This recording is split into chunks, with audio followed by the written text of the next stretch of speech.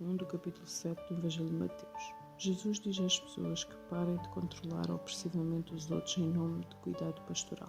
A misericórdia é, sem dúvida, um tema dominante no ensino e na prática de Jesus. Ver capítulo 9, do 9 ao 13, capítulo 12, do 1 ao 7. Embora não deva ser exercida, custa da clara oposição ao pecado. Ver capítulo 18, do 15 ao 20, capítulo 23, do 13 ao 33. O julgamento que ele pediu muitas vezes implica a avaliação rigorosa das coisas, de pouca importância. Ver capítulo 23, versículo 23 ao 24. Somente Deus tem o direito de julgar. Ver Tiago 4, 11 e 12. Para não serem julgados. Essa talvez seja uma referência ao julgamento de Deus no fim da história.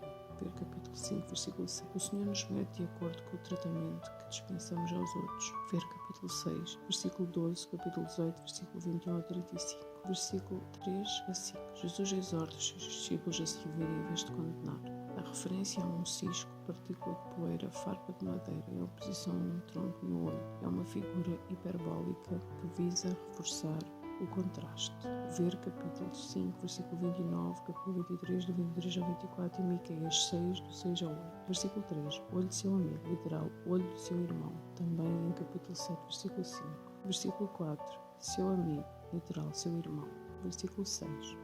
Os rabinos costumavam se referir a lições importantes ou a versículos bíblicos como pérolas. Os mistérios do reino, capítulo 13, versículo 11, têm caráter santo. Ver Êxodo 29, 33, Levítico 2, 3, 22, do 10 ao 16, Números 18, do 8 ao 10. Não deem o que é santo aos cães. Os judeus com frequência se referiam aos gentios como cães. Ver capítulo 15, versículo 26, Salmos 22, 16 e 20, ou porcos, animais considerados impuros, Levítico 11. Alguns intérpretes entendem essa declaração como um aviso de que muitos gentios não receberiam bem a mensagem do reino. Outros veem como alerta quando a oferecer a mensagem do reino a líderes judeus obstinados. Ver capítulo 5, versículo 20, capítulo 10, versículo 11 e 14, ver também Hebreus 10, 29, ou a incrédulos em geral. Ver capítulo 18, versículo 17, ver também 1 Coríntios 2, do 13 ao 16 e 2 Pedro 2, do 21 ao 22, versículos 7 e 8. Essa passagem ensina a persistência na oração, mas Jesus não diz que Deus considera desejos extravagantes. O povo de Deus deve buscar a provisão diária e as bênçãos espirituais. Versículos 10 e 11. Versículo 12. A lei e os profetas. O ensino de Jesus, em capítulo 5, 21 ao capítulo 7, 6, é o alvo e a verdadeira expressão da lei de Moisés. O amor está no cerne do discipulado. Ver também Gálatas 5, 13 e 14 e 18. Versículos 13 a 27. O Sermão do Monte termina com um apelo à decisão sobre Jesus e seu ensino.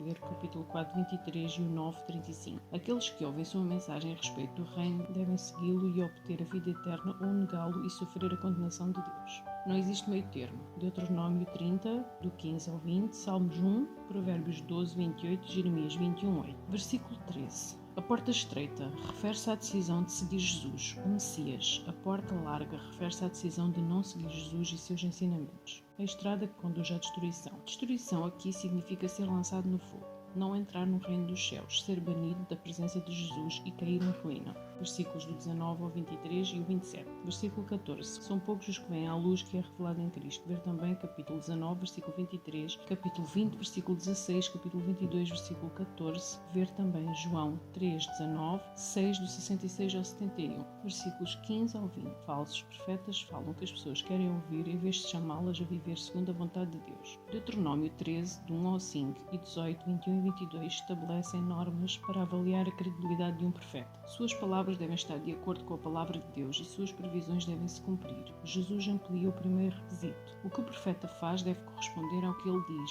para que seja confiável. Logo, suas ações devem igualmente corresponder à palavra de Deus. Assim como o fruto indica a natureza da árvore, também o tipo de vida indica um coração regenerado ou não. Falsos profetas aparecerão no fim dos tempos. Ver capítulo 24, 11 e 24, Atos 20, do 28 ao 35, Apocalipse 13, do 11 ao 18, Apocalipse 16, 13, 19, 20, 20, 10. Os cristãos precisam ter discernimento para não serem enganados. Ver 1 Coríntios 12, 10, 14, 19, 1 Tessalonicenses 5, 21 e 1 João 4, do 1 ao 3, Apocalipse 2, 20. Versículos 16 e 17. A imagem dos frutos bons e ruins referem-se ao comportamento moral. Ver capítulo 3, 8 e 10, 12, do 33 ao 37, 3, 8, 21, 43, Gálatas 5, do 19 ao 23. Versículo 18. O renascimento espiritual é absolutamente necessário para produzir os frutos bons que Jesus exige. As boas obras fluem da fé.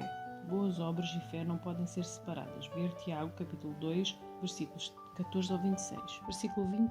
A vontade do meu Pai é expressa nos ensinamentos de Jesus. Ver também capítulo 12, versículo 50, capítulo 21, versículos 28 ao 32, Romanos 2, 13 e Tiago 1, do 22 ao 27. Versículo 22. Dia do juízo. O conceito do Antigo Testamento é o dia do Senhor, quando Deus virá resgatar os fiéis e julgar os opressores. Isaías 13, versículo 14, Joel 2, Sofonias 1, do 14 ao 16. No ensino de Jesus, esse será o dia em que todos serão julgados de acordo com a resposta que deram a ele.